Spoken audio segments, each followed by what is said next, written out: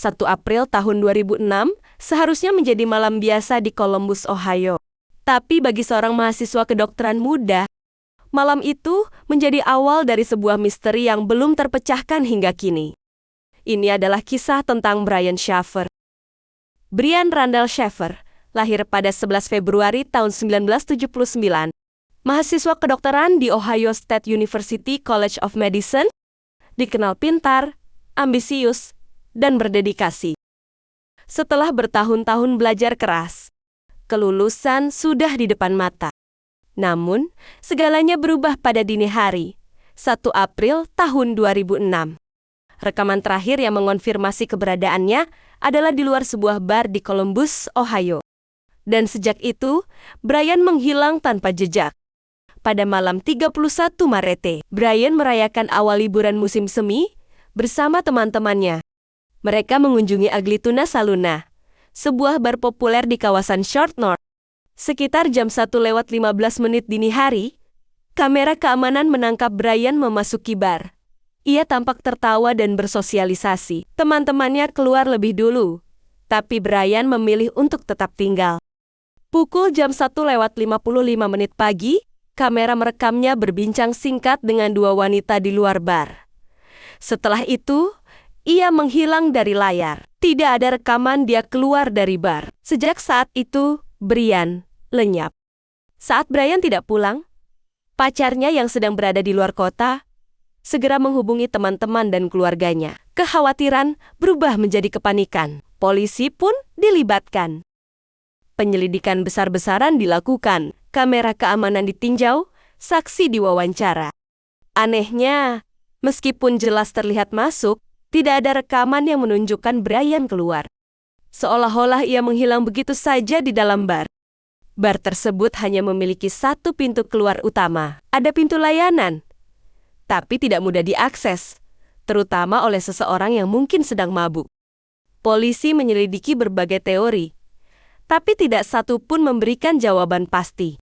Waktu antara jam 1:15 hingga jam 2:30 dini hari menjadi krusial. Beberapa saksi mengaku melihat Brian setelah itu, tapi tidak ada yang bisa dikonfirmasi. Bar tersebut hanya memiliki satu pintu keluar utama. Ada pintu layanan, tapi tidak mudah diakses, terutama oleh seseorang yang mungkin sedang mabuk. Kasus Brian menyita perhatian nasional. Keluarganya muncul di media, memohon bantuan publik. Salah satu teman yang bersamanya malam itu, William Clint Florence, menolak menjalani tes poligraf. Ini memicu spekulasi, meski tidak ada bukti kuat keterlibatannya. Pengacara dari Clint Florence menulis surat kepada Don Corbett, adalah seorang detektif swasta yang secara sukarela membantu keluarga Shaffer mencari Brian.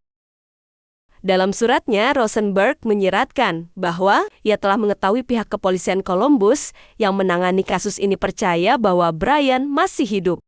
Jika Brian masih hidup, seperti yang saya yakini setelah berbicara dengan detektif yang terlibat, maka Brianlah, bukan Clint, yang menyebabkan keluarganya menderita dan terluka. Brian seharusnya muncul dan mengakhiri semua ini. Rosenberg menegaskan bahwa kliennya tidak menyembunyikan apapun dan telah membagikan semua informasi yang ia tahu sejak awal. Dan menurutnya, tidak ada gunanya jika Florence harus melakukannya lagi. Ada beberapa teori yang muncul. Salah satunya, Brian jatuh ke sungai Scioto. Ia menghilang secara sukarela karena tekanan kuliah. Atau, Brian menjadi korban kejahatan. Semua hal tersebut sampai detik ini masih tetap dugaan. Beberapa orang bahkan mulai mengaitkan hilangnya Brian dengan teori pembunuhan smiley face, yaitu sebuah pola misterius tentang pria-pria muda yang hilang di wilayah Midwest. Tapi pihak kepolisian akhirnya membantah adanya kaitan tersebut. Apartemen Brian tidak menunjukkan tanda-tanda keanehan. Mobilnya pun masih terparkir. Tidak ada bukti perkelahian atau kejahatan. Polisi menyisir area, memeriksa tempat sampah, hingga relawan menyebar selebaran di seluruh kota. Brian tumbuh di Pikerington, Ohio. Ia lulus SMA tahun 1997 dan mendapatkan gelar mikrobiologi pada 2003 sebelum masuk sekolah kedokteran. Pada Maret tahun 2006, ibunya meninggal dunia. Kehilangan besar yang pasti mengguncangnya. Saat itu, ia juga menjalin hubungan serius dengan Alexis Wegener. Mereka bahkan merencanakan liburan ke Miami bersama-sama. Malam 31 Maret, setelah makan malam dengan ayahnya, Brian bertemu Clint di bar. Mereka minum bersama dan kemudian bertemu Meredith Reed, yang ikut kembali ke Ugly Tuna Saloon. Disitulah Brian terlihat terakhir kali. Senin pagi, kekhawatiran berubah menjadi kepastian ketika Brian tidak muncul di bandara untuk terbang bersama Alexis. Di bulan-bulan setelahnya, Alexis terus menelepon Brian, berharap ada kabar, apapun itu.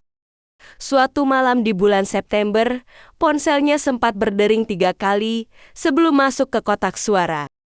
Sekilas, Alexis merasa ada harapan. Tapi akhirnya ia mengira itu cuma kesalahan dari operator. Ayah Brian pun, Randy Sheffer, bahkan sampai meminta bantuan paranormal. Ia menyusuri sungai Olentangy, setelah ada yang bilang tubuh Brian ada di dekat sebuah jembatan. Meski sudah berusaha keras, mereka tetap tak menemukan apa-apa. Pada tahun 2014, polisi Columbus mengatakan bahwa mereka masih menerima setidaknya 2 laporan setiap bulan terkait kasus ini melalui hotline Crime Stoppers. Meskipun belum ada satupun yang benar-benar membantu. Seluruh bukti dalam kasus ini bahkan sudah memenuhi 4 kotak besar. Salah satu penyelidik awal, Andre Edward, mengungkapkan kepada majalah Columbus Monthly bahwa setelah memeriksa rekaman kamera secara menyeluruh dari malam Brian menghilang di Ugly Tuna Saloon, termasuk untuk memastikan apakah mungkin dia keluar dengan menyamar, ia bisa menyimpulkan dengan keyakinan 100% bahwa Brian tidak keluar melalui eskalator. Polisi juga menyebut bahwa mereka punya 3 teori terkait kasus ini, tapi menolak untuk membagikannya, bahkan secara garis besar, kepada media. Pada tahun 2019, beredar secara online sebuah foto pria tunawisma di Tijuana, Meksiko yang disebut-sebut mirip Brian Sheffer. Stasiun berita 10 TV di Columbus meneruskan foto tersebut kepada detektif yang menangani kasus Brian pada tahun ke-2020.